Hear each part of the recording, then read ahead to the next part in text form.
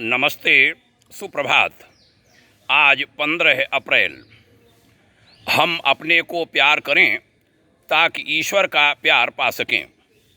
इस शीर्षक से आज युग ऋषि विचार श्रृंखला के 470वें 470 चरण में विषय रखता हूँ अखंड ज्योति, जुलाई 1972 के पृष्ठ 2 से।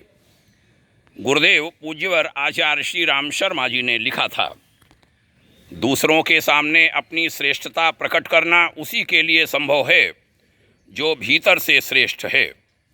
प्रभु की राह पर बढ़ाया गया हर कदम अपनी आत्मिक प्रगति के लिए किया गया प्रयास ही है। जो कुछ औरों के लिए किया जाता है वस्तुतः वह अपने लिए किया हुआ कर्म ही है। दूसरों के साथ अन्याय करना अपने साथ ही अन्याय करना है।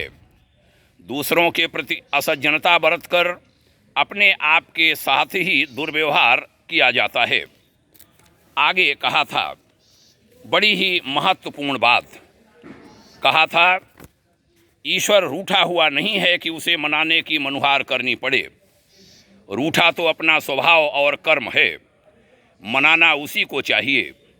अपने आप से ही प्रार्थना करें कि कुचाल छोड़े। मन को मना लिया, आत्मा को उठा लिया तो समझना चाहिए कि प्रार्थना सफल हो गई और उसका अनुग्रह उपलब्ध हो गया। गुरुदेव ने अंत में कहा था, गिरे हुओं को उठाना, पिछड़े हुओं को आगे बढ़ाना, भूले को राह बताना और जो अशांत हो रहा है उसे शांतिदायक स्थान पर पहुंचा देना, यह वस्तुतः ईश्वर की सेवा ही है। जब हम दुखी और दरिद्र को देखकर व्यथित होते हैं और मलिनता को स्वच्छता में बदलने के लिए बढ़ते हैं तो समझना चाहिए कि यह कृत्य ईश्वर के लिए, उसकी प्रसन्नता के लिए ही किए जा रहे हैं। दूसरों की सेवा सहायता अपनी ही सेवा सहायता है।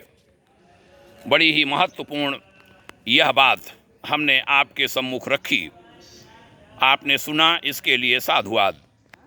आइए इन विचारों का प्रसार हो, लोगों के हितार्थ कम से कम उन तक जरूर पहुंचाएं जिनका आप मंगल चाहते हैं, भला चाहते हैं, जिनके आप शुभ चिंतक हैं। सबका कल्याण हो, सभी सुखी हों, सबका हित हो, जन जन पर उपकारी हो। ऐसे भाव के साथ आज की यह भाग्योदय चर्चा संपन्न करता हूँ। आपके उज्ज्वल भविष्य की सदाकांक्षा। सुनने हेतु पुनः साधुवाद। ओम शांति।